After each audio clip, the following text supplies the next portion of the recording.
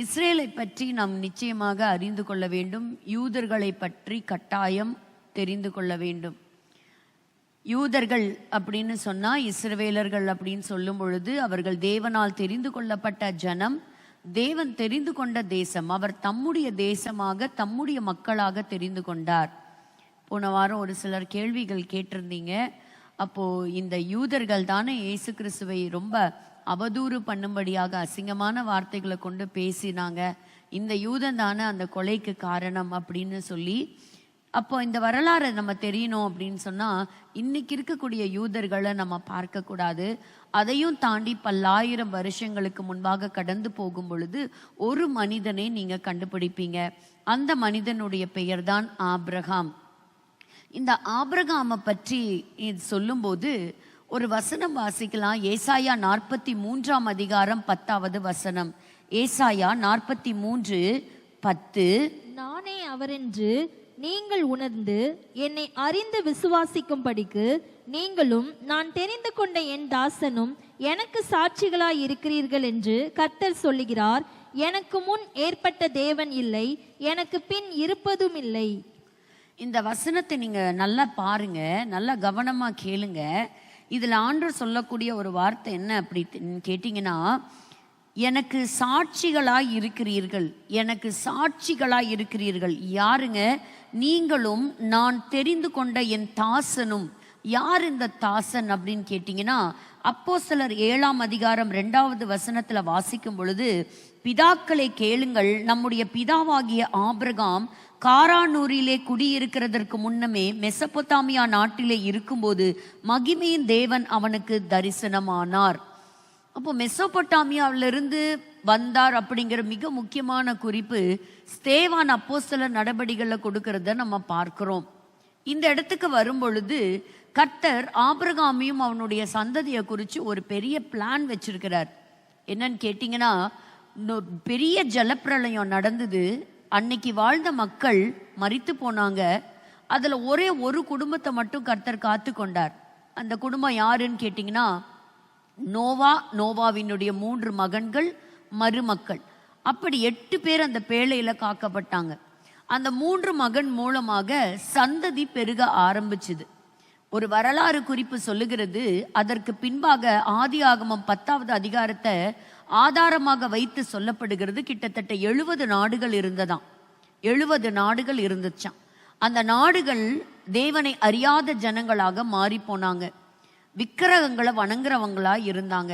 அதுல ஆபிரகாமும் ஒரு புறஜாதியான் தான் சொல்லணும். He was also a gentile. அப்படி இந்த ஆபிரகாமினுடைய குடும்பத்தை பார்க்கும் பொழுது ஒரு வசதி வாய்ப்போடு நல்ல ஒரு பணக்கார குடும்பம்னு சொல்லலாம். இந்த ஆபிரகாமுடைய அப்பா தேராகு, அவர் ஒரு ஆசாரியனாக இருந்திருக்கிறார். அது மட்டும் இல்லைங்க, அவங்களுடைய வீடு ஒரு பெரிய கோவிலுக்கு சமானமா. அத்தனை சிலைகள், சிலை வழிபாடுகளை கொண்டது தான் அவனுடைய வீடு.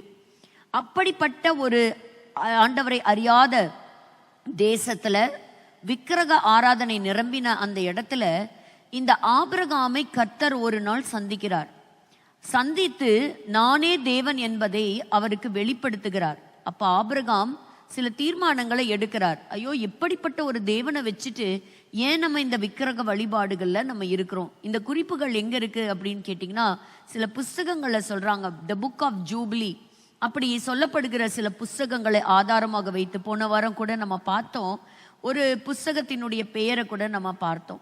அப்போ அப்படிப்பட்ட அந்த வரலாற்று குறிப்புகள், இன்னும் அடிஷ்னல் ஃபேக்ட்ஸ், அதுல இந்த பிதாக்களை குறிச்சதான சில தகவல்கள் அதுல பதிவு செய்யப்பட்டிருக்கிறது. ஆபிரகாமுடைய வாழ்க்கை என்னைக்கு கர்த்தரை சந்திச்சாரோ அவருடைய வாழ்க்கை ரொம்ப ஒவ்வொரு நாளும் பாடு நிறைஞ்ச வாழ்க்கையா இருந்தது. ஏன்னா ஒரு நல்ல ஒரு பொசிஷன்ல இருந்த, ஒரு செல்வாக்கு நிறைஞ்ச ஒரு குடும்பத்திலிருந்து ஆபிரகாம் வந்தார். ஆனா ஆபிரகாம் அந்த நாட்கள்ல பெரிய மக்கள்னால வந்த தொல்லைகளை சந்திக்க வேண்டி இருந்தது. ஆனா அதெல்லாம் தாண்டி அந்த இடத்துல சஸ்டெயின் பண்ணிட்டு இருக்கும் பொழுதுதான் கர்த்தர் சொல்லுகிறார், இந்த ஊரை விட்டு நீ வெளியே வா. அந்த வார்த்தை என்னமோ ஆதியாகமம் 12:1 நீங்க வாசிக்கும் போது ஏதோ திடீர்னு ஒரு நாள் ஆபிரகாமுக்கும் ஆண்டவருக்கும் ஒரு என்கவுண்டர் நடக்குது. சந்திக்கிறார். நீ வெளியே வானோன்னு அவர் வெளியே கிளம்பி வராரு. அப்படி அதுக்கு முன்பாக இருக்கக்கூடிய அந்த 11வது அதிகாரத்தெல்லாம் வாசிக்கும் பொழுது அப்படியே வர்றாங்க, அப்படியே டிராவல் பண்ணி வராங்கங்கிற மாதிரி இருக்கும். அப்படி இல்லைங்க, அவர் பல பாடுகளை அவர் அங்கே அனுமதித்தார். கொஞ்சம் யோசிச்சு பாருங்க, உங்க வாழ்க்கையில திடீர்னு ஆண்டவர் சொல்றாரு, இந்த தேசத்தை விட்டு உன் ஜனத்தை விட்டு நீ வெளியே வா அப்படின்னு சொன்னா, அன்னைக்கு என்ன ஒரு எதிர்பார்ப்போடு அவர் வெளியே வந்திருப்பார். கேள்வி கேட்காம வெளியே வந்தார், கேள்வி கேட்காம வெளியே வந்தார். இன்னைக்கு நம்மளால வர முடியுமா? இன்னைக்கு எத்தனை சாக்கு போக்கு நம்ம சொல்லுகிறோம். வசதி நிறைஞ்ச ஒரு வாழ்க்கையை தான் வாழ்றோம். இன்னைக்கு ஒரு குறை கிடையாது. இன்னைக்கு மக்களுக்கு ஆனா சாக்கு போக்கு சொல்றதுக்கு பல காரணங்கள் கிடைக்குது. எங்க போகணும் தெரியாது, எந்த ஊருக்கு போகணும் தெரியாது, எங்க தங்கணும் தெரியாது. நீ போப்பா, நீ போயிட்டே இருக்கும்போது நான் உனக்கு சொல்லுவேன்னு சொல்றாரு. ஆனா பாருங்க, ஆபிரகாம் அந்த வார்த்தைகளை விசுவாசித்து அந்த வார்த்தைகள் மேல நம்பிக்கை வைத்து எல்லா வசதி வாய்ப்புகளையும் விட்டு அவர் வெளியே வந்தார். இப்படிப்பட்ட ஒரு மனிதனை தேவன் கண்டுபிடித்தார். இந்த மனிதனோடு கர்த்தர் உடன்படிக்கை செஞ்சிட்டார். என்ன உடன்படிக்கை தெரியுமா? நான் உன்னை ஆசீர்வாதமாக நான் உன்னை வைப்பேன். அந்த தேவன் உண்மையுள்ள தேவன். அன்னைக்கு நான் சொன்னேன் இல்லைங்களா, 70 நாடுகள். அந்த 70 நாடுகளுக்கும் ஒரு அடையாளமாக கர்த்தர் இந்த சந்ததியை வைக்க ஆசைப்பட்டார்.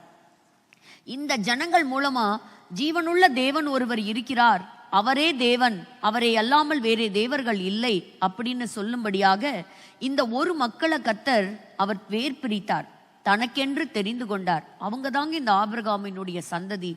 ஆசையாய் கர்த்தர் இந்த மக்களை தெரிந்து கொண்டார். அதுதான் இந்த ஏசாயா 43:10 படிக்கிறோம். நானே அவர் என்று நீங்கள் உணர்ந்து, மற்றவனுக்கு தெரியாம போகட்டும், நீ முதல்ல உணர்ந்துக்கோ.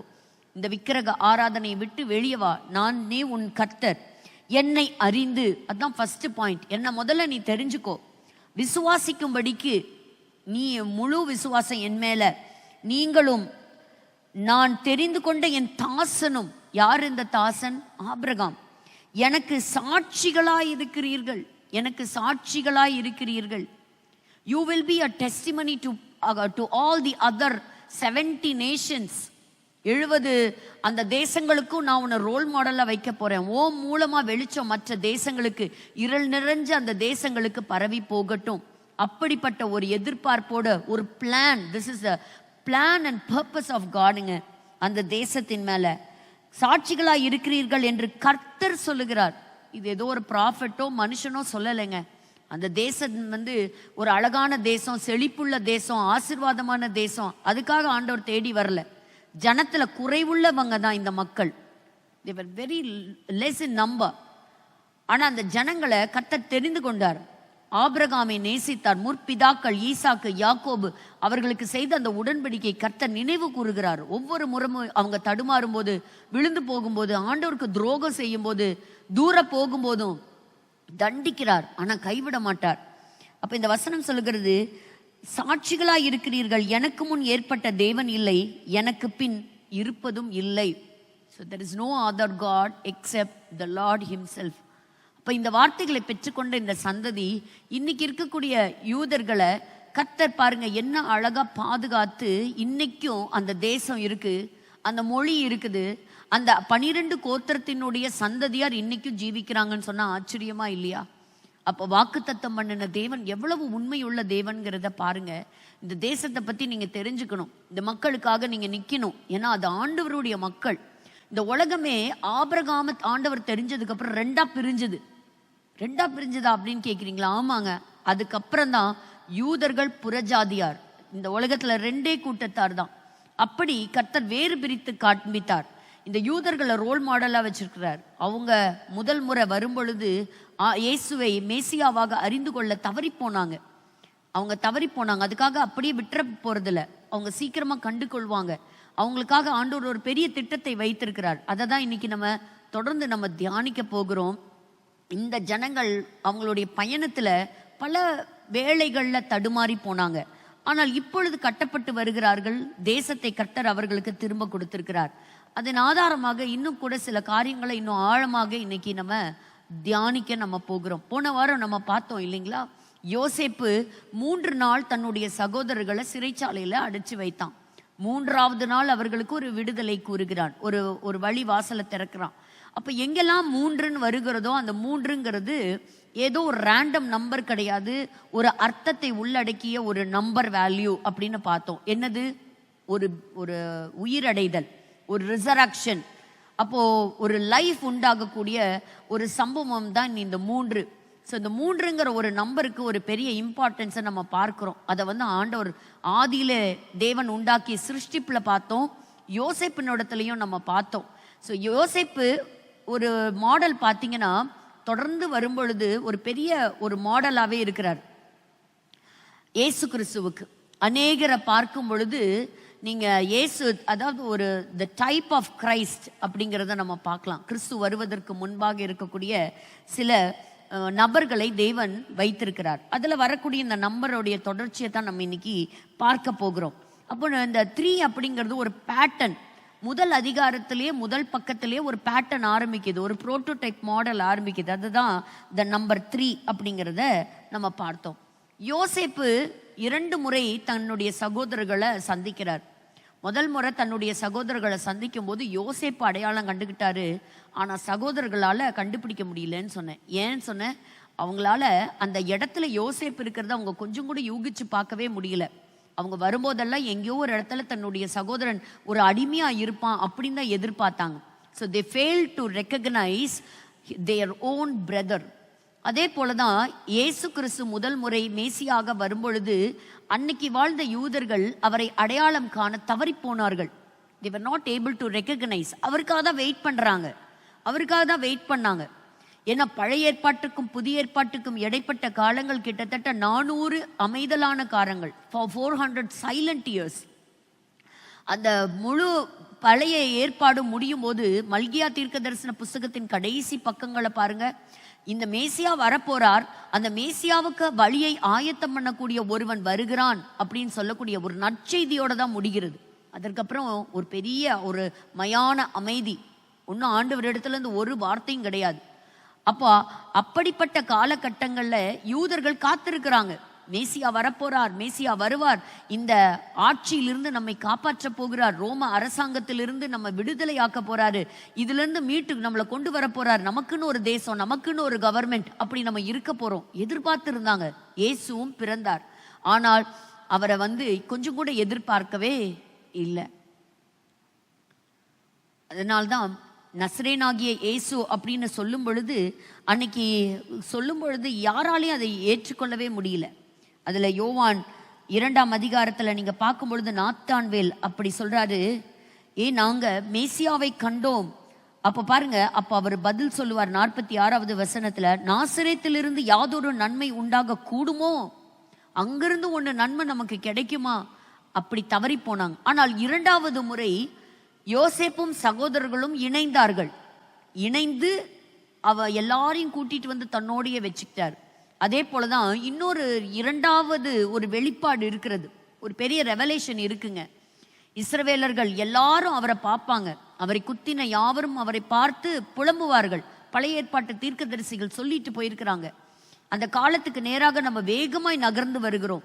அப்ப இன்னைக்கு இருக்கிற காலம் எப்படி இருக்கு அப்படின்னு கேட்டீங்கன்னா, ஆண்டவருடைய வருகை ரொம்ப ரொம்ப சமீபமா இருக்குது. அதுக்கு நம்ம ஆயத்தப்படணும், மற்றவங்களையும் ஆயத்தப்படுத்தணும். அதுக்காக தான் இந்த வரலாறு பக்கங்களை எல்லாம் நம்ம ஆராய்ந்து ஆய்வு செய்கிறோம். அப்போ அந்த பழைய ஏற்பாட்டின் இது ஒரு கதை கிடையாது. இதில் எழுதப்பட்ட தீர்க்க தரிசனங்கள்லாம் உண்மையான சம்பவங்களா இன்னைக்கு நம்ம கண் முன்னால நடந்துட்டு இருக்கு. ஆண்டவர் சில தேசங்களை நியாயம் விசாரிக்கிறத பார்க்கிறோம். ஆண்டவர் இன்னைக்கு அந்த தேசத்தை எல்லா ஜனங்களும் பார்க்கும்படியாக தலை தூக்கி வச்சிட்டு இருக்கிறத பார்க்கிறோம். இன்னைக்கு தலைப்பு செய்திகள்ல இஸ்ரேல் இருக்கு. கிட்டத்தட்ட 2 வருஷமா இஸ்ரேல் இல்லாத நியூஸ் பேப்பரே இல்லை. எல்லாருக்கும் தெரியுது அவர்கள் வித்தியாசமானவர்கள், புத்திசாலிகள், திறமைசாலிகள், நல்ல வலுவானவர்கள். அப்படி கர்த்தர் அவர்களை மேல்மேலும் கொண்டு வரார். இதெல்லாம் இந்த ரூட் எங்க போகணும் அப்படின்னு கேட்டீங்கன்னா ஆபிரகாமோட கனெக்ட் ஆயிருக்கு. இன்னைக்கும் நம்ம பார்க்க போகிற இந்த தொடர்ச்சியாக இந்த 3வது எண் அப்படிங்கிற இடத்துல நம்ம பார்க்கலாம். இந்த பிரசன்டேஷன்ல பார்க்கும் பொழுது ஆரம்ப காலத்துல அக்டோபர் 7ஆம் தேதி 2023 அன்னைக்கு இஸ்ரேலுக்கு ஆதரவா அநேக நாடுகள் இருந்தாங்க. ஆனா இப்ப நாளுக்கு நாள் எப்படி இருக்குன்னு கேட்டீங்கன்னா குறைஞ்சிட்டே வருது. Is there any hope for Israel? Israel வந்து தாக்கு பிடிக்குமா? இஸ்ரேல் வந்து இந்த மத்திய கிழக்கு நாடுகள் மத்தியில ஒரு குட்டி நாடா இருக்குதே, அது பிழைக்குமா, உயிரோட இருக்குமா அப்படின்னு பல கேள்விகள். ஏன்னு கேட்டிங்கன்னா ஒவ்வொரு காலகட்டத்திலையும் ஒவ்வொரு விதமான பயங்கரவாதத்திற்கு அவங்க தள்ளப்பட்டாங்க. ஆனா கர்த்தர் அவர்களை பாதுகாத்து வந்தார். இப்பவும் பாருங்க, இந்த இடத்துல 2வது உலக போர் நடக்கும் பொழுது ஹிட்லர் 6 லட்சம் யூதர்களை கொலை செய்தார். இன்னைக்கு சுற்றி இருக்கக்கூடிய இஸ்லாமியர்கள் மத்தியில அதே ஒரு பயங்கரவாதத்தை எதிர்கொண்டு இருக்கிறாங்க. இஸ்ரேல் வந்து இன்னைக்கு தாக்கு பிடிக்குமா? ஒரு வசனம் வாசிங்க. சகரியாவின் புஸ்தகம் 8ஆம் அதிகாரம் 13வது வசனம். சகரியா 8:13. சம்பவிப்பது என்னவென்றால், யூதா வம்சத்தாரே, இஸ்ரவேல் வம்சத்தாரே, நீங்கள் புறஜாதிகளுக்குள்ளே சாபமா இருந்தது போலவே. அப்ப புறஜாதிகளுக்குள்ளே அவர்கள் சாபமா இருந்த காலங்கள் இருந்தது. எல்லாரும் நினைக்கிறாங்க, சே இந்த இஸ்ரவேல்னால தாங்க இன்னைக்கு உலகத்துக்குள்ள பெரும் பிரச்சனை. இல்லைங்க, அவங்க 2000 வருஷமா அநேக ஜட்ஜ்மெண்ட்டை பார்த்து தான் இன்னைக்கு வந்திருக்கிறாங்க. அவங்க நொறுக்கப்பட்டாங்க, அடிக்கப்பட்டாங்க, கொலை செய்யப்பட்டாங்க, சாபமா கருதப்பட்டாங்க. இந்த வசனமெல்லாம் நிறைவேறிச்சுங்க. AD 70 இன்னைக்கு வரைக்கும் 1948 வரைக்கும் அவங்களுடைய ரெக்கார்ட்ஸ் எடுத்து பாருங்க. அவங்க எங்கேயுமே அந்த அளவுக்கு அவங்களால ஒரு மக்களா இணைஞ்சு வாழவே முடியல. பாருங்க, புற ஜாதிகளுக்குள்ளே சாபமா இருந்தது போலவே ஆசீர்வாதமா இருக்கும்படி நான் உங்களை ரட்சிப்பேன். யார் சொல்றது? தேவனாகிய கர்த்தர் சொல்லுகிறார், நான் உங்களை ரட்சிப்பேன், பயப்படாதேயுங்கள், உங்கள் கைகள் திடப்பட கடவது. அப்ப பாருங்க, இன்னைக்கு கர்த்தருடைய ப்ராமிஸ் நம்ம இன்னைக்கு நாள்ல நம்ம இந்த 2025ல நம்ம பார்க்கும் பொழுது இன்னைக்கு ஆண்டவர் அவருடைய ப்ராமிஸை எந்த அளவுக்கு நிறைவேற்றுகிறார் அப்படின்னு பார்க்கலாம். இந்த வசனங்கள்லாம் உயிர் பிடிச்சு வெளியே வந்த மாதிரி இருக்கு. இதெல்லாம் இந்த புஸ்தகத்துல இருந்து அப்படி குதிச்சு வெளியே வந்து நிஜத்துல இன்னைக்கு பார்க்கறது போல இருக்குது. இன்னைக்கு ஒரு ஆர்த்தடாக்ஸ் ரபாய் அவர் சொல்றாரு, இன்னைக்கு நாங்க வாழ்ற நாட்கள் மெசாயானிக் டைம்ஸ். அப்ப நாங்கள் மேசியாவின் காலங்கள்ல நாங்க இருக்கிறோம். அதாவது என்ன சொல்றாங்க, அவங்களுடைய நம்பிக்கை என்னன்னு கேட்டீங்கன்னா, கடைசி காலம் எங்களுக்கு இன்னும் உபத்திரவத்தின் காலம் தான் இருக்குது. அதுதான் எங்களுடைய கிளைமேக்ஸ். ஃபைனலா ஒரு பெரிய யுத்தத்தை நாங்கள் சந்திப்போம். கோகு மாகோகு யுத்தத்தை இஸ்ரேலுக்கு அகெயின்ஸ்டா எல்லா தேசங்களும் கூடி வந்து ஒரு யுத்தம் தொடுக்கிறத நாங்கள் பார்க்க போறோம். பாருங்க, சகரியாவின் அதே புஸ்தகத்துல 14ஆம் அதிகாரம் முதல் 3 வாக்கியங்கள் இந்த வசனத்தை சொல்லுகிறது. எப்படின்னு கேட்டீங்கன்னா, 2வது வசனத்தை கொஞ்சம் கவனிச்சு வாசிச்சு பாருங்க. எருசலேமுக்கு விரோதமாக யுத்தம் பண்ண சகல ஜாதிகளையும் கூட்டுவேன். இப்போ இந்த 2000 வருஷத்துல சகல ஜாதிகளும் ஒண்ணு கூடி வரல. பிரச்சனை இருந்தது. எல்லா நாடுகளும் அவங்க இருந்த நாட்டுல பிரச்சனை சந்திச்சாங்க. இந்த வசனம் சொல்லுகிறது, சகல ஜாதிகளையும் கூட்டுவேன், நகரம் பிடிக்கப்படும். எந்த நகரம்? எருசலேம் நகரம் பிடிக்கப்படும், வீடுகள் கொள்ளையாகும், ஸ்திரீகள் அவமானப்படுவார்கள், நகரத்தாரில் பாதி மனுஷர் சிறைப்பட்டு போவார்கள், மீதியான ஜனமோ நகரத்தை விட்டு அறுப்புண்டு போவதில்லை. இதுல ஒரு மறைமுகமான இன்னொரு பார்ஷியல் ப்ராஃபஸியும் உண்டு. 3வது வசனத்துக்கு வரலாம். கர்த்தர் புறப்பட்டு யுத்த நாளிலே போராடுவது போல் அந்த ஜாதிகளோடே போராடுவார். அதாவது இவங்க தோத்து போக மாட்டாங்க, எல்லாரும் வருவாங்க. ஒரு மிகப்பெரிய உபத்திரம் அவங்களுக்கு காத்திருக்கு. ஆனாலும் ஒரு பெரிய நம்பிக்கையோட காத்திருக்கிறாங்க, ஒரு ஃபெய்த்தோட காத்திருக்கிறாங்க. ரட்சிக்கப்பட்ட யூதர்களுக்கு தெரியும் இது முடிவல்ல, இன்னொரு மிகப்பெரிய ஒரு யுத்தத்தை அவங்க சமாளிச்சு தான் ஆகணும். இதை எசேக்கியேல் தீர்க்கதரிசியும் சொல்லித்தான் இருக்கிறார். ஆனாலும் இந்த அட்டாக்ல இருந்து கர்த்தரே அவர்களை காப்பாற்றுவார். இது இந்த செய்தி இன்னைக்கு சபை நம்மளும் எடுத்துக்கணும். இன்னைக்கு எத்தனை உபத்திரவங்களை வந்தாலும் தன்னுடைய ரத்தம் சிந்தி மனவாட்டியாகிய சபையை கர்த்தர் சம்பாதித்திருக்கிற அந்த சபையை கர்த்தர் ஒரு நாளும் விட்டுற மாட்டார்.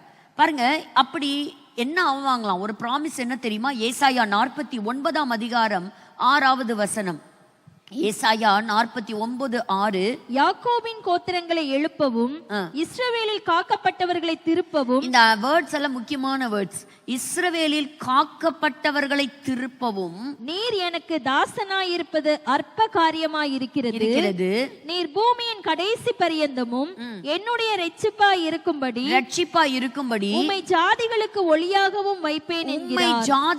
ஒளியாகவும் வைப்பேன். So Israel will become a light to the Gentiles in the end of the time. கடைசி காலங்களிலே அவர்களை வெளிச்சமாக அவர் வைப்பார், ஒளியாக அவர் வைப்பார். அப்போ இந்த வார்த்தைகள்லாம் ஒவ்வொரு வார்த்தையும் நிறைவேறும். இஸ்ரவேலிலே காக்கப்பட்டவர்கள், அதுல ரொம்ப முக்கியம். இன்னைக்கு இஸ்ரேல் ஒரு கடுமையான ஒரு பாடத்தை கற்றுக்கொண்டு இருக்கிறது. இன்னைக்கு அவங்களுக்காக இரக்கம் பாராட்டின எத்தனையோ நாடுகள் அவங்கள விட்டு அப்படி டோட்டலா என்ன செய்யறாங்கன்னா, அப்படி அவங்கள விட்டு அப்படியே அந்த கை அவங்கள விட்டு தளர்ந்து போறதை பார்க்குறோம். ஏதோ இன்னைக்கு அமெரிக்கா அவங்களோட கூட இருக்கிறது போலவும், ட்ரம்ப் அவங்களுக்கு நெருங்கிய நண்பரை போலவும், நான் உங்களுக்காக இருக்கிறேன்னு அவர் நிறைய ப்ராமிஸ் கொடுக்கறது போல இன்னைக்கு காட்சி அளிக்கலாம். ஆனா ஒரு நாள் வரும், எல்லாருடைய கைகளும் அன்னைக்கு அவங்களுக்கு விரோதமா தளர்ந்து போயிரும். எரேமியா 30ஆம் அதிகாரம் 14வது வசனத்தினுடைய முதல் பகுதி சொல்லுறது பாருங்க. எரேமியா 30:14, உன் நேசர் யாவரும் உன்னை மறந்தார்கள், அவர்கள் உன்னை தேடார்கள். போதும், அவர்கள் உன்னை தேடார்கள். அதாவது யாரெல்லாம் உன்னை நேசித்தார்களோ எல்லாரும் உன்னை மறந்து போவார்கள். நீ யாரை நோக்கி பார்ப்ப தெரியுமா?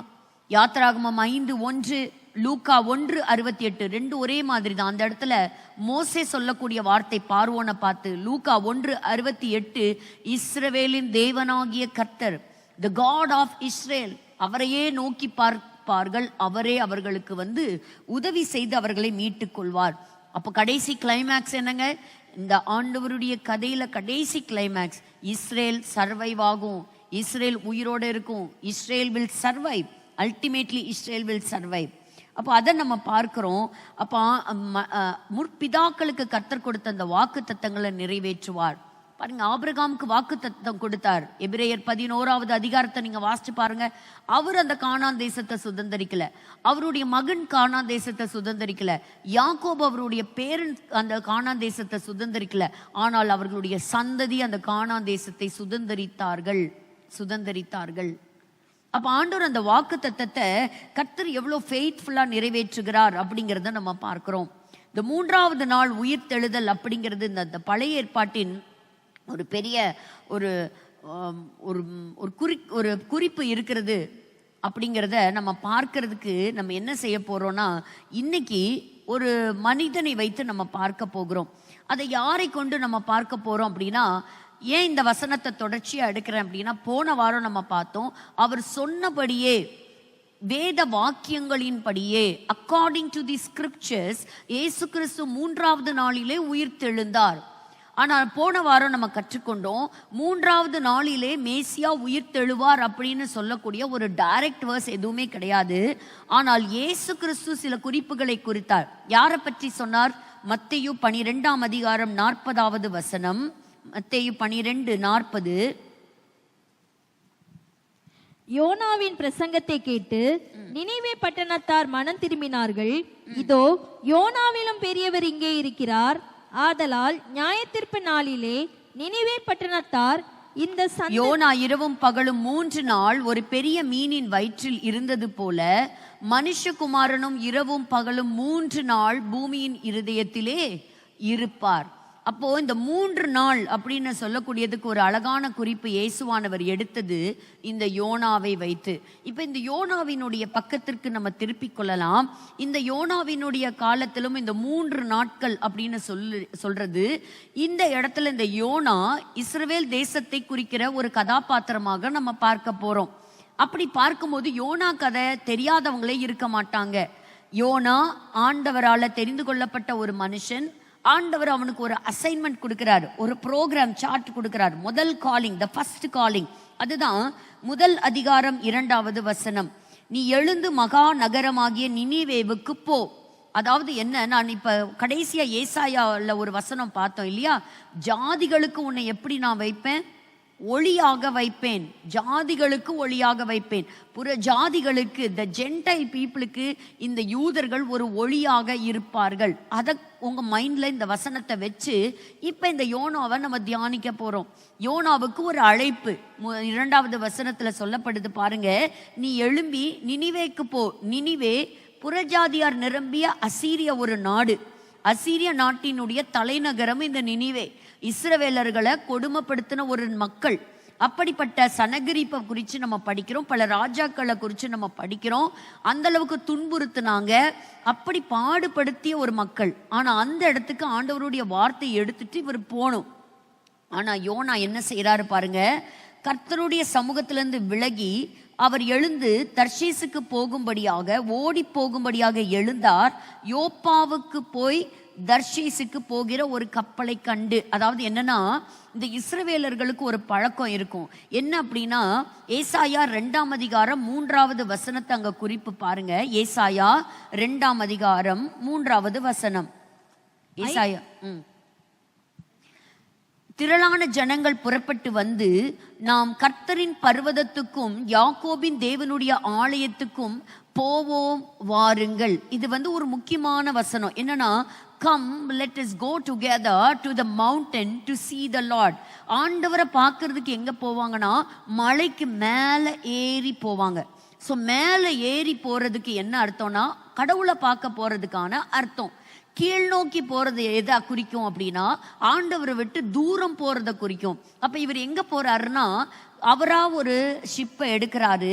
அவர் அந்த இடத்துல ஒரு கப்பலை கண்டு கூலி கொடுத்து எங்க போறாரு, இப்போ யோப்பாவுக்கு போய், யோப்பா அப்படின்னு சொல்லக்கூடியது கீழ் நோக்கி போறது. So he is going down, he is going down, not up, but he is going down.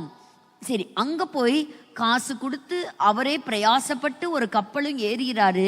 அந்த கப்பல்ல எங்க படுத்தாருன்னா, அடுத்த 2வது பாயிண்ட் பாருங்க, அகைன் டவுன், கீழ்த்தட்டிலே இறங்கி போனாராம். அப்ப பாருங்க, அந்த படகுல அதில் இந்த வார்த்தையெல்லாம் கூட எவ்வளோ மைன்யூட்டா முக்கியமா குறிக்கப்பட்டிருக்கு பாருங்க. த செகண்ட் இன்ஸ்டன்ஸ், ஜோனா மறுபடியுமாக he is going down, he is going down. 3வது பாருங்க, அந்த இடத்துல அந்த கலகம் நடக்குது. இந்த கலகத்துக்கெல்லாம் காரணம் யாரு அப்படின்னு பார்க்கும் பொழுது, அப்போ அந்த கடல் கொந்தளிக்குது. ஸோ அந்த படகு மூழ்கி போகக்கூடிய அந்த ஒரு தருணம் வருகிறது. அப்போ கடல் அப்படின்னு சொல்லும்போது ஒரு ஆபத்து, மிக பயங்கரமான மிருகங்கள் வாழக்கூடிய ஒரு கடல் பகுதி, ஒரு பெரிய கேயாஸ், அதாவது ஒரு மரணம் சம்பவிக்கக்கூடிய இடம், தத்தளிப்பின் இடம் அப்படின்லாம் நம்ம சொல்லலாம். எதை சொல்லலாம்? கடல்ல சொல்லலாம். அப்ப அப்படிப்பட்ட ஒரு கடல்ல இப்போ இந்த யோனா, ஆண்டவருக்கு விரோதமாக போன யோனாவை எல்லாரும் என்ன செய்யறாங்க, சீட்டு போட்டு பார்க்கறாங்க. யோனாவோட பேரு விழுது. அந்த யோனாவை தூக்கி என்ன செஞ்சிட்டாங்க, உள்ள போட்டுட்டாங்க. இப்ப இஸ்ரவேல் மக்களுக்கு வாங்க, கர்த்தர் நான் சொன்ன ஆசையாய் ஆபிரகாமுடைய சந்ததியை கர்த்தர் தேர்வு செய்யறாரு. இந்த கானான் தேசத்தை வாக்களித்தார், கானான் தேசத்தை கொடுத்தாரு. ஆனா இந்த ஜனங்கள் மற்ற ஜனங்களை பார்த்து விக்கிரக ஆராதனையிலையும் ஆண்டவரை கோபமூட்டின பல காரியங்களை செஞ்சாங்க. ஆண்டவர் இவங்களை பனிஷ் பண்ணார். அப்ப எப்படி பனிஷ் பண்ணாரு? இந்த ஜனங்களை கொண்டு போய் மற்றவங்க கையில ஒப்பு கொடுத்துட்டாரு. அப்போ அதே போலதான் இந்த 2000 வருஷம் நம்ம படிச்சோம் இல்லையா, எப்படி சகரியா புஸ்தகத்துல படிச்சோம், புற ஜாதிகளுக்குள்ளே நீங்க சாபக்கேடா இருந்தீங்க. அது போல இந்த மக்கள், இந்த யோனா அந்த கடலுக்குள்ள தூக்கி போட்ட பொழுது அவன் அந்த யோனாவை எது விழுங்குச்சான்? ஒரு பெரிய மீனை கர்த்தர் ஆயத்தம் பண்ணி வைத்திருந்தார், ஒரு பெரிய மீனை. அப்போ அவன் சாகல. ஆனா அந்த 3 இதுவும் அவன் சொல்லும் பொழுது அவன் சொல்றான், நீங்க வாசிச்சு பாருங்க, யோனா 2ஆம் அதிகாரத்துல 2ஆம் வசனம் சொல்கிறது, என் நெருக்கத்தில் நான் கர்த்தரை நோக்கி கூப்பிட்டேன். அப்படின்னு என்ன அர்த்தம்? அந்த மீன் வயிற்றுக்குள்ள அவன் ஹாப்பியாவா இருந்திருப்பான், அதுக்கு சாவும் வரமாட்டேங்குது. ஒன்னா அந்த மீன் தன்னை கொன்னறணும்னு யோசிச்சிருப்பான், அதுவும் சாவும் வரமாட்டேங்குது. இல்லை இதுல இருந்து தப்பிச்சு போகவும் வழி இல்லை. ஏன்னு கேட்டீங்கன்னா, அதுல பாதாளத்தின் வயிற்றில், கிரேக்க பதத்துல சொல்லப்படுகிறது, ஒரு பாதாளம், ஒரு மரணத்துக்கு ஏதுவான ஒரு இடத்துக்கே போயிட்டான் யோனா. அப்படி ஒரு அன்சர்டனிட்டி அவனுடைய வாழ்க்கையில. இந்த எத்தனை நாள் மீன் தன்னுடைய வயிற்றுல வச்சிருந்ததுங்க? 3 நாட்கள் வைத்திருந்தது. அப்போ 3வது நாள்ல கொண்டு எங்க சேரணுமோ அந்த இடத்துல கொண்டு சேர்த்துச்சு.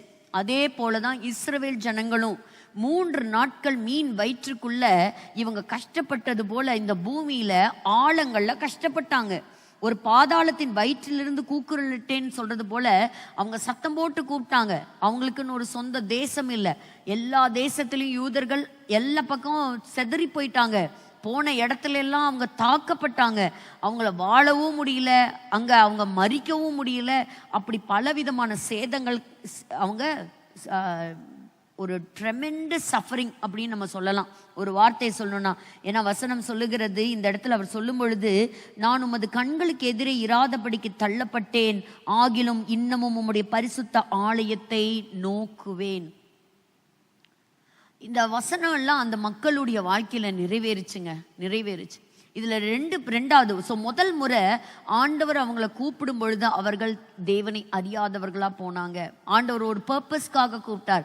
ஆண்டவருடைய முதல் வருகையில மேசியாவாக அவங்க மத்தியிலே உலாவி வந்தார். ஆனா இந்த யூதர்கள் அவங்கள அடையாளம் கண்டு கொள்ள முடியல. இயேசுவை மேசியாவாக பார்க்கவே அவங்க தவறி போனாங்க.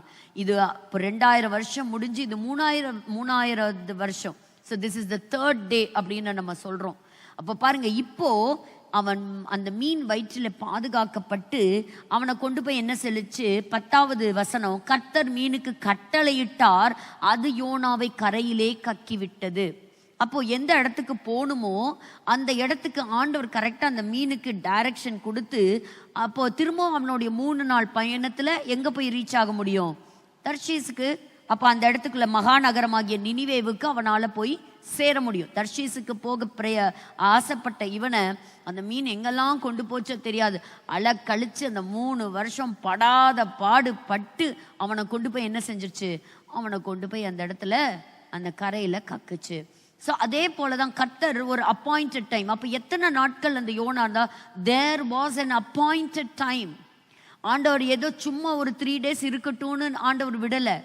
அந்த 3 daysம் it was God's appointed time. அப்போ மீனை கொண்டு கர்த்தர் காப்பாற்றினார். ஆனால் ஆண்டவர் குறித்த நாள் வரையிலும் உள்ளே வைத்து பத்திரப்படுத்தினார்.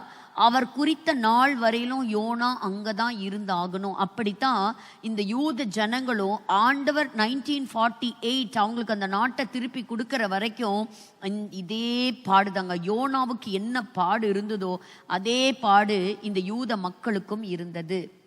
ஆனா கடைசியில யோனாவை கர்த்தர் எப்படி அந்த மரணத்திலிருந்து விடுதலை ஆக்கினாரோ, அது ஒரு பனிஷ்மெண்ட் கொடுத்து என்ன செஞ்சாரு, உடனே என்ன பண்ணல, சரி யோனா இப்ப புரிஞ்சுக்கிட்டான் அப்படிங்கிறத ஆண்டவர் இது பண்ணிட்டு உடனே அவனை அடுத்த கப்பலுக்கு விடல.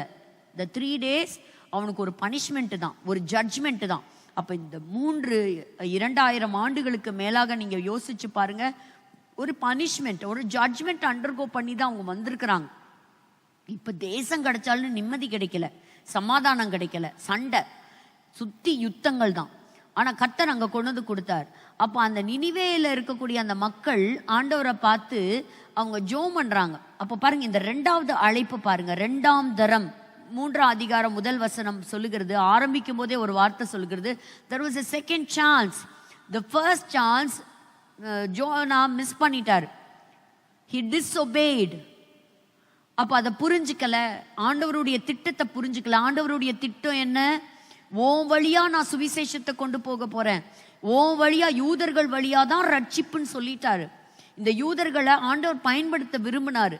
இவர்தான் உண்மையான தேவன், இவர்தான் மேசியா, எங்களுடைய மேசியா அப்படின்னு உலகத்துக்கே நீ ஒளியா இருக்கணும்னு சொல்லி இந்த யூதர்களை கர்த்தர் தேர்வு செய்தா, இந்த யூதர்கள் அதை தவற விட்டுட்டாங்க. அதே போலதான் இந்த யோனா, நான் உன்னையும் நான் காப்பாற்றுவேன், புற ஜாதிக்கும் என்ன செய்ய போறேன், ஓ மூலியமா ஒரு விடுதலை வைப்பேன். பாருங்க, 2ஆம் தரம் வசனம் சொல்லுகிறது, கர்த்தருடைய வார்த்தை யோனாவுக்கு உண்டாகி அவர், நீ எழுந்து மகாநகரமாகிய நினிவேவுக்கு போய்.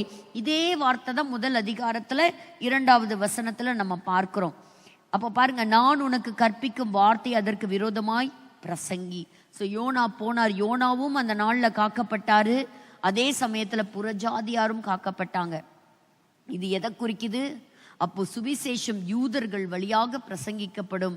யூதர்களுக்கும் கர்த்தர் தன்னை வெளிப்படுத்துவார், புற ஜாதியாரையும் தன்னை சேர்த்து கொள்வார். இது எப்ப நடக்கும், 3வது நாள்ல நடக்க போகிறது. கர்த்தர் மணவாட்டியாகிய திருச்சபை கர்த்தர் அழகாக எடுத்துக்கொள்வார். அவருடைய வருகை 2 ஃபேஸ்ல நடக்குது. 1 ரகசிய வருகை சபைக்காக, 2வது இஸ்ரவேல் மக்களுக்கு தன்னை வெளிப்படுத்துவார், பகிரங்க 2வது வருகை.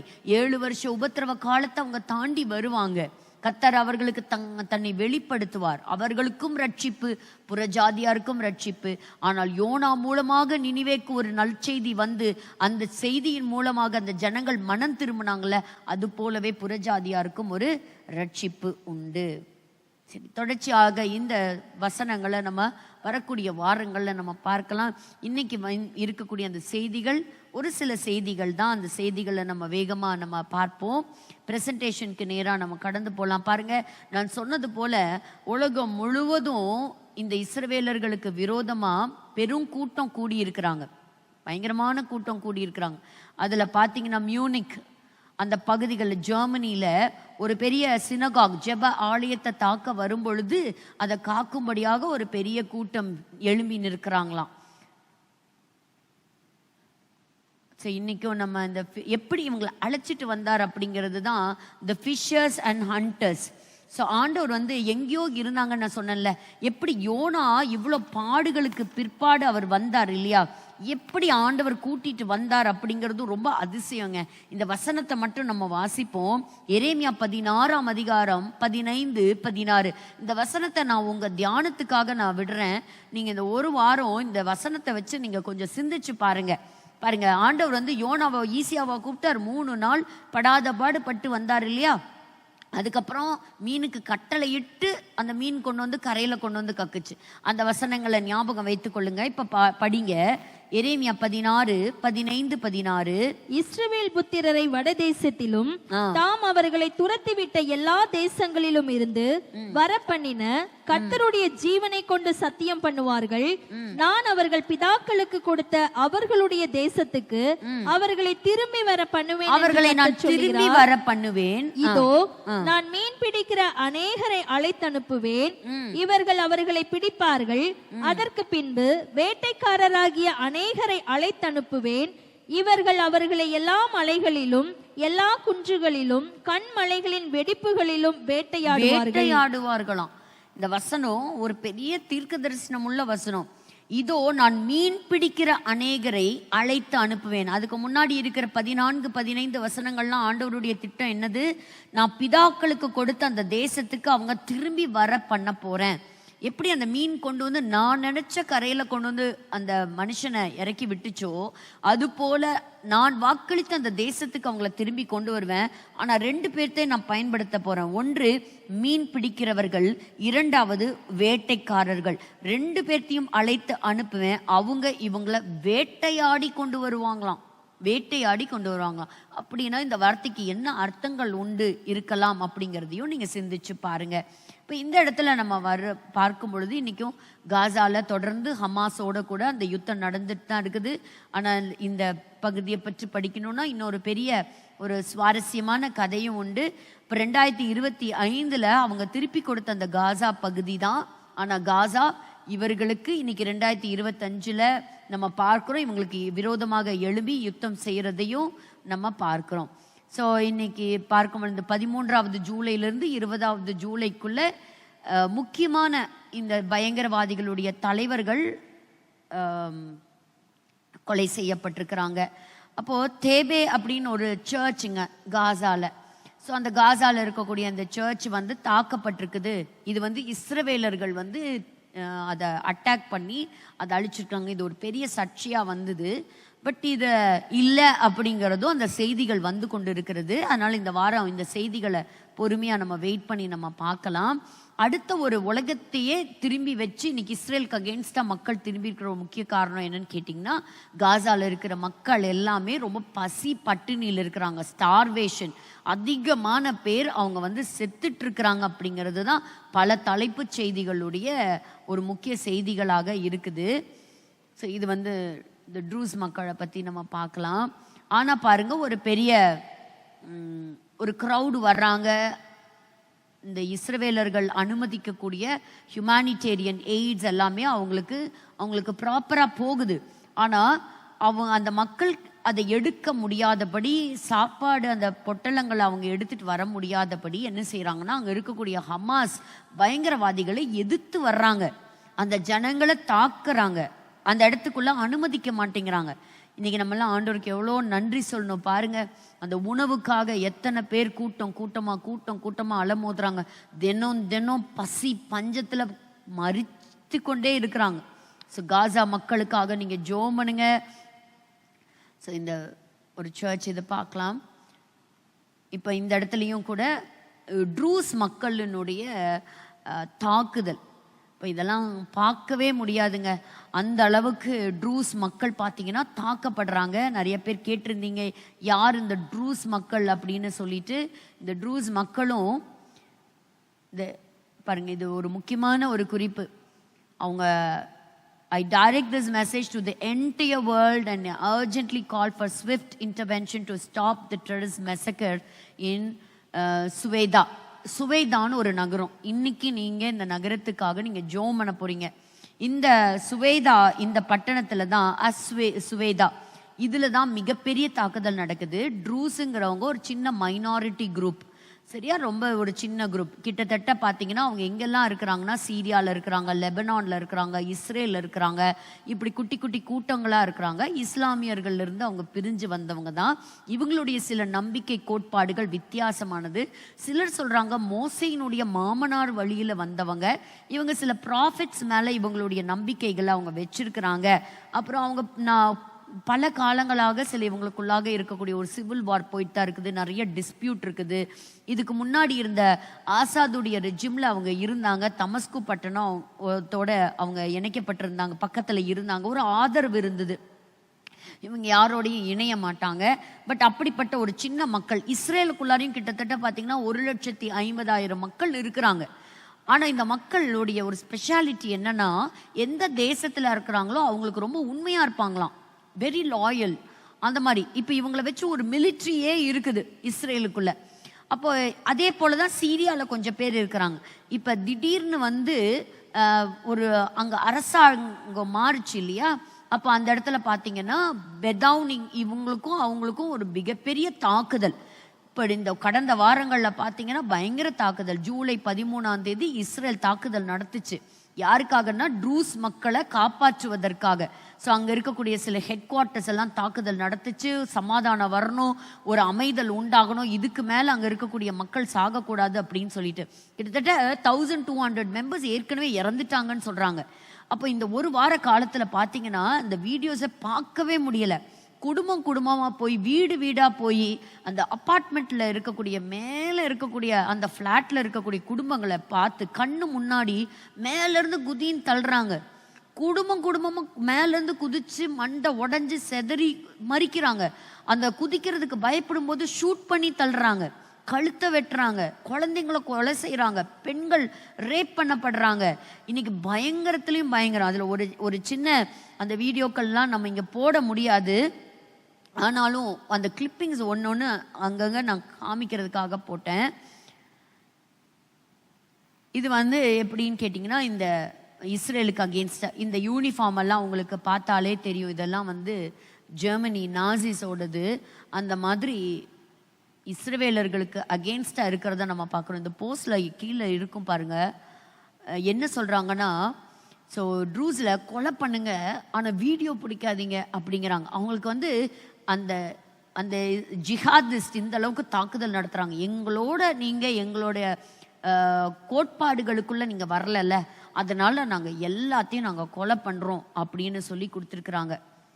அப்போது so who are the Druze? இந்த ட்ரூஸ் மக்கள் யார் அப்படிங்கிறது தான் நான் உங்களுக்கு சொன்னேன். They are small minority group. இஸ்லாமியர்கள்லேருந்து பிரிஞ்சு வந்த குரூப்பு தான். ஸோ இந்த இடத்துல நம்ம பார்க்குறோம் பாருங்க, அவங்க சொல்கிறாங்க தலையை வெட்டுறாங்க. முழுக்க இந்த கம்யூனிட்டியே இருக்கக்கூடாது. ஸோ ட்ரூஸ் லீடர் வந்து எல்லாத்துக்கும் உலகத்துக்கு வந்து ஒரு பெரிய இது வச்சுருக்குறாங்க. இந்த பிக்சரை வந்து பார்த்தீங்கன்னா தலையை வெட்டி அந்த 2 தலையை கையில் பிடிச்சிருக்கிறத பார்க்குறோம். இந்த மாதிரி 1 2 இல்லைங்க, வீடியோஸ் எல்லாம் பார்க்கவே முடியாது. நம்மளுடைய இருதயங்கள்லாம் உடஞ்சி போயிடும். நம்ம இங்கே சந்தோஷமாக ஏதோ பேசி இன்னைக்கு ஆண்டவரை பற்றி நம்ம இருக்கிற ஏதோ டைமில் ஒரு நாடு இன்னைக்கு இருக்குமா, அந்த மக்கள் உயிரோடு இருப்பாங்களா, பிழைப்பாங்களா, யார் எந்த நேரத்துக்குள்ளே உள்ளே வந்து நம்மளை கொலை செய்ய போகிறாங்க தெரியாத பயத்தில் இன்னைக்கு வாழக்கூடிய ஒரு மக்கள். அவங்களுக்காக நீங்கள் கண்டிப்பாக ஜெபிக்கணும். ஸோ கத்தாரை பார்க்கும் பொழுது பாருங்க, இஸ்மாயில் ஹனியேவுடைய அந்த ஃபோட்டோ டிஸ்பிளே கொடுத்துருக்குறாங்க. அதனால Qatar is not at all neutral, it is supporting terrorism அப்படிங்கிறத சொல்லியிருக்கிறாங்க. அப்போ இந்த சுவேதா அப்படிங்கிற இந்த பகுதி, ஸோ இந்த பகுதிகளில் தான் இப்போ தாக்குதல் வேகமாக நடந்துகிட்டே இருக்குது. ஸோ எல்லாருக்கும் வந்து அவங்க லெட்டர் அனுப்புகிறாங்க. நெத்தனியாவு கிட்ட அவங்க வேண்டுதல் வச்சிருக்கிறாங்க. ட்ரம்ப் அவங்களுக்கு கொடுத்துருக்குறாங்க. நாடுகள் வந்து நீங்க குறுக்கிடுங்க, இந்த டெரரிசமை ஸ்டாப் பண்ணுங்க. ஸோ இஸ்ரேல் அவங்களுக்கு உதவி செய்யறதுக்கு வாக்கு பண்ணியிருக்கிறாங்க. அந்த லீடரை அந்த போலீஸ் அஃபீஷியல்ஸ் எல்லாம் சந்திச்சிருக்கிறாங்க. அப்போ என்ன சொல்லியிருக்கிறாங்கன்னா, இஸ்ரேலில் இருக்கக்கூடிய ட்ரூஸ் மக்கள் நல்லா தானே இருக்கிறாங்க, அவங்கெல்லாம் வந்து சமாதானத்தோடு இருக்கிறாங்கல்ல, அதனால எங்களுடைய சுவேதாவை இஸ்ரேலோட இணைச்சிருங்க. இப்போ கோலான் ஹைட்ஸுக்கு கீழேயும் கொஞ்சம் மக்கள் இருக்காங்க, ட்ரூஸ் மக்கள். ஸோ அந்த அளவுக்கு என்ன செய்யறாங்கன்னா, அவங்களுடைய விண்ணப்பங்களை கொடுக்குறாங்க. அவங்களுக்காக இன்னைக்கு பேசுறதுக்கு ஆறுதலுக்கு யாருமே இல்லை. ஸோ நீங்க நிறைய பார்க்கலாம் பாருங்க, எல்லாத்துக்கிட்டையுமே ஒரு அர்ஜென்ட் பெட்டிஷனா. ஸோ நானுமே இந்த இடத்துல ஒரு அர்ஜென்ட் ஒரு குறிப்பாக வைக்கிறது என்ன அப்படின்னா, காசாவுக்கும் இஸ்ரேலுக்கும் நடக்கக்கூடிய அந்த போர் ஒரு நிறுத்தத்துக்கு வரணும். அங்கே இருக்கக்கூடிய பிணை கைதிகள் விடுதலையாக்கப்படணும். இந்த ட்ரூஸ் மக்கள் மேலே நடத்தப்படுகிற இந்த பயங்கரவாத தாக்குதல் நிறுத்தப்படணும். அதுக்காக நம்ம ஜெபிக்கலாம். ஸோ இதுதான் அந்த ஒரு சர்ச் பாதிக்கப்பட்டது அப்படிங்கிறது. ஸோ கொஞ்ச நாள் அது எங்களோட கஸ்டடிக்கு பாருங்க, அந்த சீரியா ஜிஹாதிஸ்டுடைய அந்த தாக்குதல் ஒரு பஃபர் ஜோனுன்னு சொல்லி இஸ்ரேல் அமைச்சாங்க. அப்போ எல்லாரும் கிரிட்டிசைஸ் பண்ணாங்க. ஆனால் வந்து அவங்க சொல்றது என்னன்னா, எங்களுடைய அடுத்த டார்கெட் இஸ்ரேல் அப்படின்னு சொல்லி அச்சுறுத்துறாங்க. நீங்க நினைக்கிறீங்களா இஸ்ரேலை தொட முடியும்னு? ஆண்டவர் வந்து ஏதோ ஒரு நோக்கத்திற்காக இதை அனுமதிச்சிருக்கிறார். ஆனால் அதி சீக்கிரத்தில் அவருடைய ஒரு நியாய தீர்ப்பு வெளிப்பட போகுது.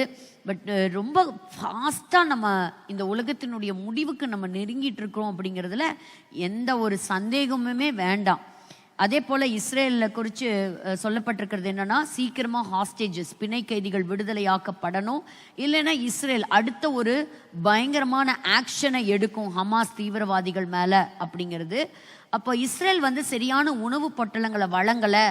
அப்போ இன்னைக்கு ஒரு பெரிய ஒரு மனித ஒரு சிதைவு நடக்குது, கொலை செய்யப்படுறாங்க அப்படிங்கிறத சொல்றாங்க. ஆனாலும் அவங்க நிறைய அவங்க கொடுக்குறாங்க. அவங்க கொடுத்தாலும் இங்கே பாருங்க, இவங்கெல்லாம் மேல் ஆடை இல்லாமல் நடந்து வர்றாங்க. ஸோ இந்த அளவுக்கு அந்த ஹியூமானிட்டேரியன் எய்ட்ஸை அதை அவங்க கலெக்ட் பண்ண போகிறவங்கள பிடிச்சு அவங்க மேலாடைகளை கலற்றி அடித்து துன்புறுத்தி அவங்க அந்த ஹமாஸ் தீவிரவாதிகளே கொண்டு போகிறத பார்க்குறோம். ஸோ இந்த அளவுக்கு மறைக்கப்பட்டதை நம்ம பார்க்குறோம்.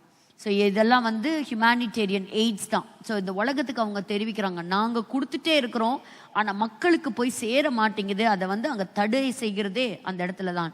நாளை தினத்துக்காகவும் ஜெபம் பண்ணுங்க. நாளைக்கு இஸ்ரேல் பார்லிமெண்ட்ல வந்து ஒரு முக்கியமான ஒரு தீர்மானங்களை எடுக்க போறாங்க. என்ன அப்படின்னா, நம்ம எல்லாருக்குமே வேதத்துல படிக்கிறோம் இல்லையா, யூதேயா சமேரியா. ஸோ அதான் வெஸ்ட் பேங்க்ல இருக்கக்கூடிய அந்த பகுதிகள். ஸோ அந்த பகுதிகளுக்கு நாளைக்கு ஒரு ஹிஸ்டாரிக்கல் டிக்ளரேஷன், அதாவது அது அந்த உரிமை எடுக்கக்கூடிய அந்த ஓட்டிங் நடக்குது. ஸோ வரக்கூடிய நாட்களில் வந்து ஒரு பெரிய மாற்றம், ஜியோகிராஃபிக்கல் லொக்கேஷன் மாற்றத்தை நம்ம பார்க்க போகிறோம். ஸோ பாலஸ்தீனர்களுக்கு ஒரு நாடு கிடைக்குமா கிடைக்காதா அப்படிங்கிற ஒரு மிகப்பெரிய ஒரு காரியமும் இருக்குது. ஸோ லிபியா, இந்த பேரெல்லாம் லிபியா, சூடான், டர்க்கி, இதெல்லாம் வந்து எதுக்காக நம்ம பார்த்துக்கு வச்சுக்கிறோம் அப்படின்னா, எசேக்கியேல் தீர்க்கதரிசி இந்த பகுதிகள் பற்றியெல்லாம் சொல்லியிருக்கிறார். ஏன்னு கேட்டால் யுஎஸ் என்ன சொல்லியிருக்குது, இந்த பகுதிகள்லாம் வந்து நீங்கள் அங்கே இருந்தீங்கன்னா நீங்கள் உடனே என்ன செய்யுங்க, வெளியே வாங்க, அங்கெல்லாம் பயங்கரவாதிகளுடைய தாக்குதல் இருக்கலாம் அப்படிங்கிறத சொல்கிறாங்க. ஸோ காசாவுடைய பகுதி அழிவுக்கு பிறகு எப்படி இருக்குன்னு, நாளுக்கு நாள் கிறிஸ்தவர்களுடைய எண்ணிக்கை மிடில் ஈஸ்டில் குறைஞ்சிட்டே வருது. இன்னைக்கு அதிகமான கிறிஸ்தவர்கள் இஸ்ரேலில் இருக்கிறாங்க. ஆனால் இந்த கணக்கு எடுத்து பாருங்களேன், எவ்வளோ தூரம் இருந்த எல்லாமே ஈராக் ஒரு 6.3 1. So day by day the Christians are dwindling, குறைஞ்சிட்டே வராங்க. இப்போ நம்மளுடைய ஜபங்கள் அதிகரிக்கட்டும், அவருடைய வருகை சமீபமாக இருக்கிறது.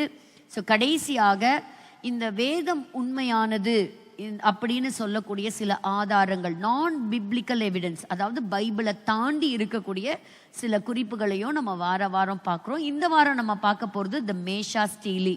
ஸோ இது வந்து ஒரு கல்வெட்டுங்க, மோவாபியர்களுடைய ஒரு கல்வெட்டு. ஸோ இந்த கல்வெட்டு பற்றி எழுதப்பட்டிருக்கிறது என்ன அப்படின்னா, 1868 வருஷம் 18 அந்த செஞ்சுரி லேட் பீரியட்ல ஒருத்தன் வந்து வேகமாக ஒரு குதிரையில் அவன் போயிட்டு இருக்கும்போது அவனுடைய ஒரு கால் தடுக்கி அவன் பார்க்குறான், ஒரு 4 அடி 4 ஃபூட் ஒரு பெரிய உயரத்துக்கு ஒரு கல்வெட்டு ஒன்று கிடக்குது.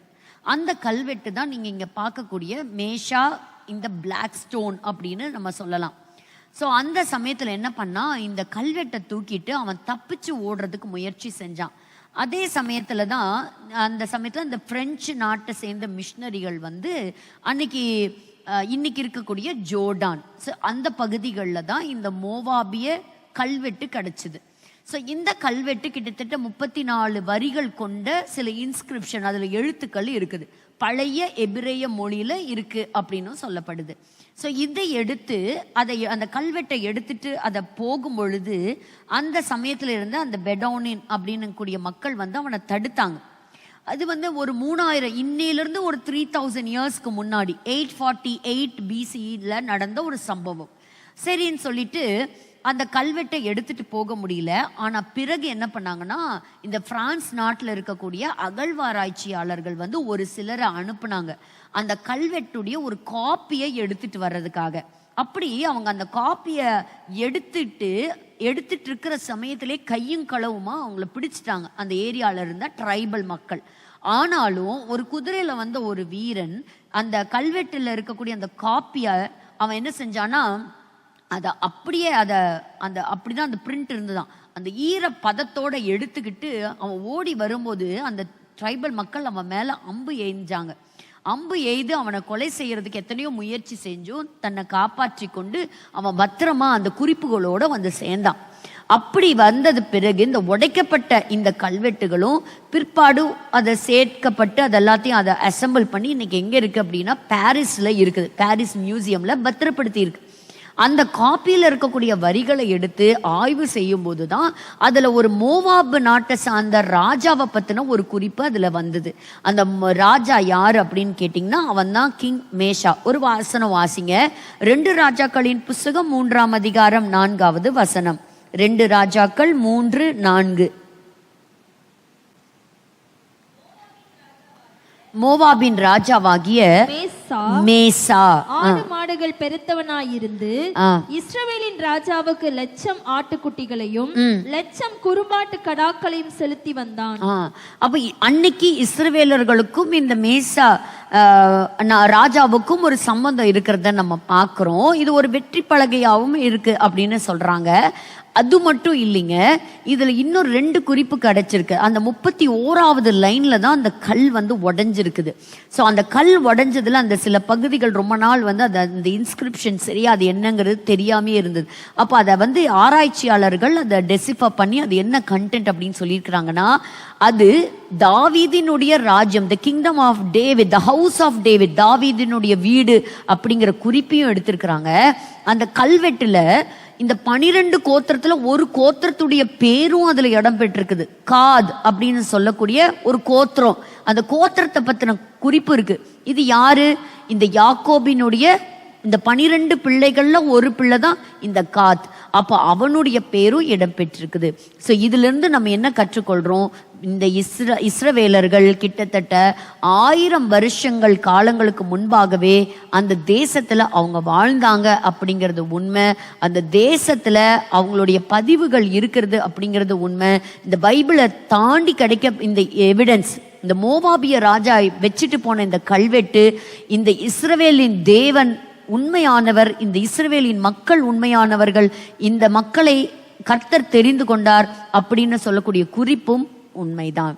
ஸோ தொடர்ந்து வரக்கூடிய வாரங்கள்ல இஸ்ரவேலின் தேசத்தினுடைய வரலாறு பக்கங்களை தொடர்ந்து நம்ம பார்க்க. நம்ம கண்களை மூடி ஜெபிக்கலாம். ஜெபிப்பதற்கு முன்பாக நான் உங்களை ஞாபகப்படுத்துறேன், ஆகஸ்ட் 2, 3 நமக்கு ஒரு விசேஷித்த நாட்கள். ஆகஸ்ட் 2 நமக்கு ஒரு ஸ்பெஷல் ஃபாஸ்டிங் ப்ரேயர் இருக்கும். அதுக்கு இஸ்ரேல் நாட்டிலிருந்து பாஸ்டர் தாஸ் பென் டேவிட் அவங்க வர்றாங்க. நிறைய காரியங்களை நம்ம கற்றுக்கொள்ள போகிறோம். ஞாயிற்றுக்கிழமை ஆராதனை, 2 ஆராதனையிலையும் அவங்க ஆண்டவருடைய வார்த்தையை கொடுப்பாங்க. அப்புறம் அது மட்டும் இல்லை, சாயங்காலம் பொற்கலசம், இந்த பைபிள் ஸ்டடியோடைய 5th ஆனிவர்சரி செலிப்ரேஷன் இருக்குது. அதனால் முடிஞ்ச அளவுக்கு நீங்கள் நேரில் வந்து பங்கு பெறுங்க. நிறைய காம்படிஷன்ஸ் எல்லாம் நடந்துட்டு இருக்குது. காலையில் 5:30 மணிக்கு ஜூம் வழியாக ப்ரேயருக்கு உன்னத பாட்டின் புஸ்தகத்தை கற்றுக்கொண்டு இருக்கிறோம். அதில் இணைய விரும்புகிறவங்க இந்த வாட்ஸ்அப் குரூப்பில் சேரணும்னு கூட சிலர் தெரிவிச்சிருந்தீங்க. உங்கள் நம்பரை எங்களுக்கு ஷேர் பண்ணி கொடுங்க, நாங்கள் உங்களை அந்த வாட்ஸ்அப் குரூப்பில் நாங்கள் இணைத்து கொள்ளுகிறோம். கண்களை மூடி நம்ம ஜெபித்து நிறைவு செய்யலாம். வருகிற வாரத்தில் நமக்கு முழு இரவு ஜெபங்கள் உண்டு பாருங்கள். அந்த ஜெபத்தை மிஸ் பண்ணாதீங்க. ஒரு நாள் கண் விழித்து நம்ம ஆண்டவருடைய சமூகத்தில் காத்திருந்து நம்ம ஜெபிக்க போகிறோம். இன்றைக்கி ஜெபிக்க தான் இன்றைக்கி ஆட்கள் தேவை. அவர் பெருக நம்ம சிறுக, கர்த்தர் பெரிய காரியங்களை தேசத்தில் செய்வாராக. ஜெபிக்கலாமா? எங்களை நேசிக்கிற நல்ல தகப்பனே, ஆண்டவரே, இந்த வேத வகுப்புலையும் அநேக காரியங்களை நாங்கள் கற்றுக்கொள்ளும்படியாக தேவன் கிருபை செய்தீரே, உமக்கு நன்றி செலுத்துகிறோம்ப்பா. ஆண்டவரே, இப்போ வருகிற வாரங்களிலும் இன்னும் அதிகமாய் இந்த காரியங்களை கற்றுக்கொண்டு உமக்கு பிரியமான பாத்திரங்களாக, சாட்சிகளாக நாங்கள் எழும்ப உதவி செய்யுங்கப்பா. ஆண்டவரே, என் தாசனாகிய என் ஆபிரகாமும் நீங்களும் எனக்கு சாட்சிகளாக இருப்பீங்கன்னு சொல்லி அவங்களை தெரிந்தெடுத்தது போல இன்றைக்கு எங்களை தெரிந்தெடுத்திருக்கிறீங்க. அதுக்கு நாங்கள் உண்மையும் முத்தமும் உள்ளவர்களாக நாங்கள் நடக்க எங்களுக்கு கிருபை பாராட்டுங்க.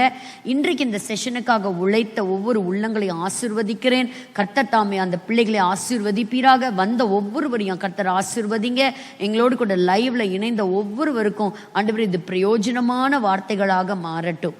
ஒவ்வொருவரையும் ஆண்டவரை வாழ்த்துக்கிறோம். வருகிற வாரங்களில் தேவ பாதுகாப்பு கிருபை எங்களோடு கூட இருந்து வழி நடத்தட்டும். முற்றிலுமாக எங்களை தாழ்த்தி அர்ப்பணிக்கிறோம். ஏசு கிறிஸ்துவின் மூலம் ஜெபிக்கிறோம் எங்கள் ஜீவனுள்ள நல்ல பிதாவே, ஆமென். எல்லாரும் சேர்ந்து சொல்லலாம். என் ஆத்துமாவே கர்த்தரை ஸ்தோத்திரி, என் முழுவதுமே பரிசுத்த நாமத்தை ஸ்தோத்திரி. என் ஆத்துமாவே கர்த்தரை ஸ்தோத்திரி, கர்த்தர் செய்த சகல உபகாரங்களை மறவாதே. ஆமென், ஆமென்.